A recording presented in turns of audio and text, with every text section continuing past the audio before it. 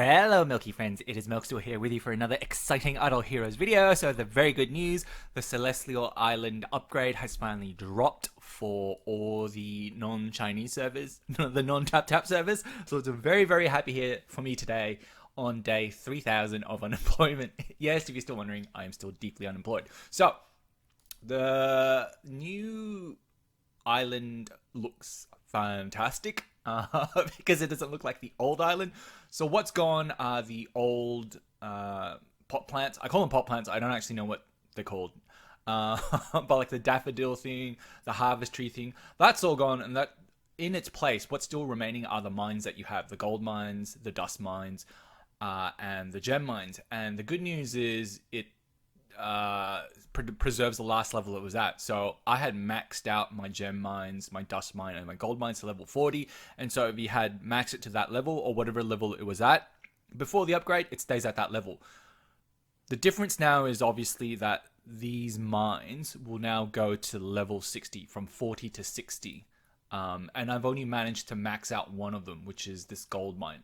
And the reason why I've maxed out the gold mine rather than the pink dust or the gem mine is because I've realized that you need gold and void stones to upgrade all these other mines. And so if you look here, this mineral mine, you need gold and void stones to upgrade the mines. And so I had 125 million gold. I now have 6 million. And that is because I went from 40 to 60 on this. So you see how much gold it sucks up these mines, these upgrading them. I still have a whole ton of void stones from just before the update, and also the refund that you get from the pot plants that it has deconstructed. Please ignore my dog. He wants to go for a walk again. So this is the stuff. So Celestial Island, they've demolished some buildings and you get some of the good stuff back. So I got 46 million gold, 120 gems, and 5,933 void stones back. And I plowed all of that into this gold mine, getting it from 40 to 60. As you can see, I've spent all my gold. I've bought everything from the Hand of Midas, and I still only managed to upgrade one mine. You need a lot of gold to upgrade these mines, and that's the reason why I'm upgrading.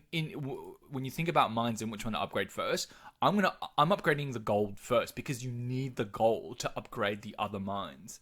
That's why I'm like, well, upgrade the gold first, then do the gems, and then do the pink dust. The reason why I'm leaving pink dust for last is because you're doing that second update, if you recall, if you read Reddit, where they're giving you 2 slots for the stones now, the gemstones. And if you've rolled a stone previously, you're not going to get it again. That means you don't need as much pink dust going forward. So that's why these pink dust mine upgrades leave for the very last. With all that said and done, that's how I'm thinking about mines and which ones to upgrade first. This furnace one, you can forget about doing this furnace. These items, while they're useful, the reality is you're going to be using all your void stones to upgrade these mines first. Only after you've upgraded all your mines should you think about doing the furnace, because the furnace really is for really a recycling center for all your leftover void stones, and you're not going to have any after upgrading all these mines. Is my thinking, right? These are the free pot plant slots. Are where you can get statues. So Evil Statue of War, Evil Statue of Guardian. And so what that does is obviously enhances the attributes of certain heroes. So the statue enhances the attributes of Abyss Gloom and Shadow Camp. Abyss Gloom and Shadow Camp. So there's one set of heroes there. And then this one, Holy Statue of Lightning, that increases Forest, Fortress, and Bright Camp. So basically the pot plants on your left here, half the factions, the pot plants on your right, the other half of factions, right? My thinking is basically everyone's going to go for speed because this game is just built on speed meta. And I think everyone's going to start with Evil Statue of Lightning first because everyone's going to try and get their carry to go off as quick as possible. This game is about speed. The meta is about speed right now. So my thinking is basically everyone's going to do the lightning upgrades first before anything else. Certainly that's the case for me. So that's the first screen. The expedition screen has changed slightly. So they've reduced the number of islands from like, I think 15 or 11 or whatever it was. Was it 15? Yeah, it was 15. Now there's only 5. The daffodils, I don't know how quickly they spawn anymore because you used to have to collect them from the main island, and now you can't build the the daffodil plant that gives you more of these quicker. So I'm assuming these daffodils will spawn how often? Every 2 hours. So you're going to get every 10 hours, you're going to get enough daffodils to do basically all the islands, which is great. The biggest change, obviously, to Celestial Island is the adventure. And I've already started on an adventure. So at the start of adventure, what you need to do is you need to go to the captain, not the captains. I've already started, unfortunately. So you're not going to see what I did. But effectively, it's like Trial of the Champions. You need to set a lineup, which you can't change for the duration of the voyage. You need to set up 3 teams of 6, exactly like Trial of the Champions. And then you go off on the expedition. The first expedition, you only can pick one expedition at the start. You cannot pick any other expedition. Unfortunately, I've already done it, so you guys can't see what I did. But effectively, I replicated my Trial of the Champions lineup for power, auxiliary. That's what they call them. That's what the 3 teams are called. Power, auxiliary, and I forget what the other one's called. And then you basically go off on your expedition, and you get a couple of these anchors every, 3 hours? And these 3 hours are what you need to hit this explore button. So when you hit this explore button, a couple of things can happen. I'll show you. So if you met a local merchant, take a look at his stuff. The merchant will stay for 2 hours. So this is the first time I got this. And so here you can buy stuff in the gem box, which is great. So we don't want that. We don't want that. So 5,000 gems for that. No way. Not even the gem box is worth that. Is that expensive? So 3-star shard, that's expensive. Is that good value? 1,200 for 10,000. How much is it in the marketplace? So if we go to the marketplace,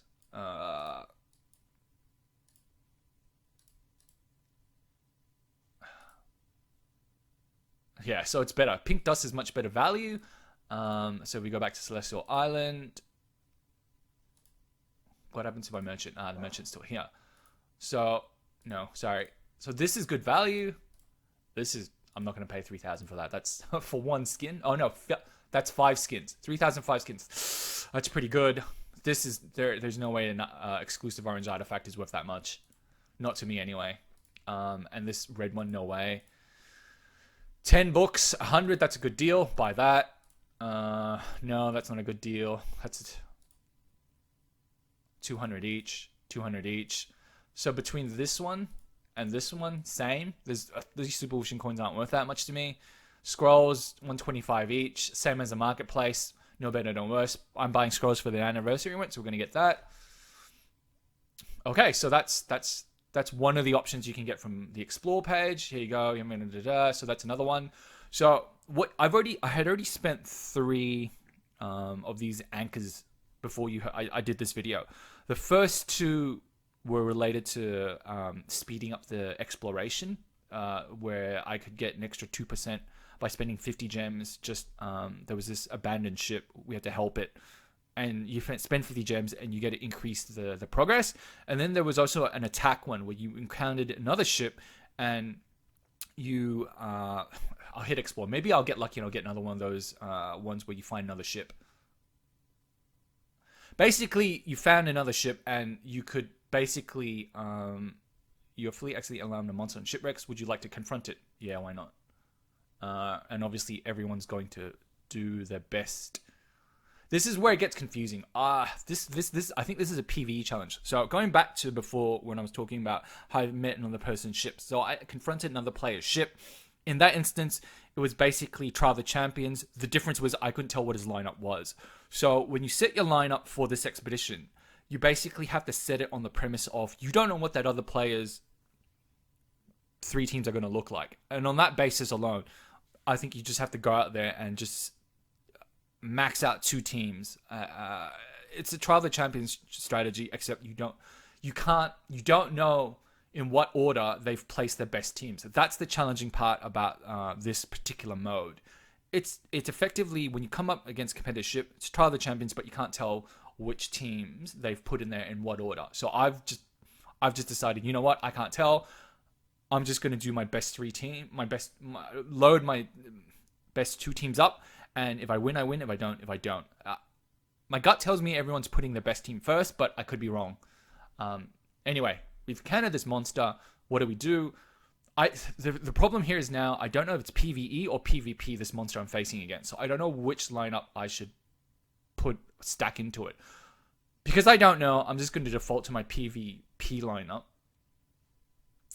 And see what happens. Actually, it's a monster. Let's do PvE, because if it was PvP, it would have said PvP. So let's do him. We will do Belrain. We will do you for block, shield you.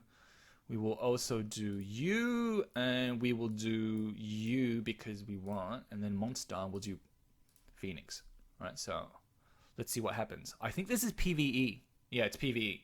So when you come up against the squid, the mysterious monster, you want your PvE team, basically. You don't want a PvP team. So hopefully this works out. So these monsters don't seem that tough. Hopefully I've done the right thing and I've used the right heroes.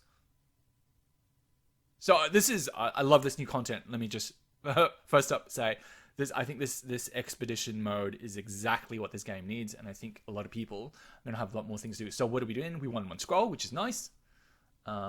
Great. Let's keep exploring.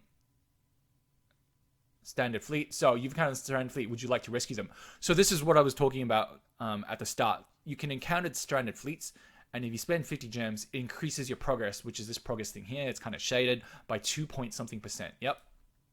2.38% to increase the speed of this expedition. Is it worth it?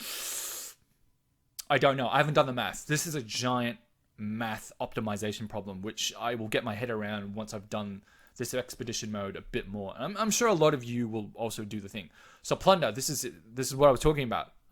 This is where you encounter another person's ship, and it's basically 3v3, right? So it's a question of whether or not you want to attack the power system, weapon system, or auxiliary system. My team, like I said, my best team is in the power system. This is my best PvP lineup. This is my second best PvP lineup, and this is my weakest team, auxiliary. So I'm going to attack the power system because that's my best team. You don't have to battle them. You can escape, but I'm going to battle them. So I can beat this team. We don't need to watch that. Cruise progress, 2.38%. So as you can see, this game is obviously rigged towards players that have been playing a while and have much better teams. It disadvantages newer players because an older player is going to have a much stronger lineup across all three areas of the ship, as opposed to a more junior player who, you just saw that individual had a pretty weak team. But let's keep exploring. Haven't encountered anything. So the key to actually finishing these expeditions is obviously this anchor thing, right? Next stamina in 2-3 hours. And unfortunately, you can't spend diamonds to buy more. I don't know why they show you the diamonds there, but there's no way to use gems to speed up the expedition. For good reason, I guess. And then the merchant's still there, which is nice. If we look at cargo hold, so this is all the stuff that I've gotten on this trip already, from all the adventures that I've done. So I've gotten a scroll, more scrolls, books, which is good. Explore,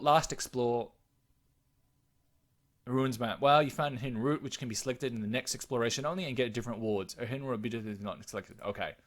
So there we go. This is my initial thoughts on the new Celestial Island. I think it's fantastic. What else can I talk about?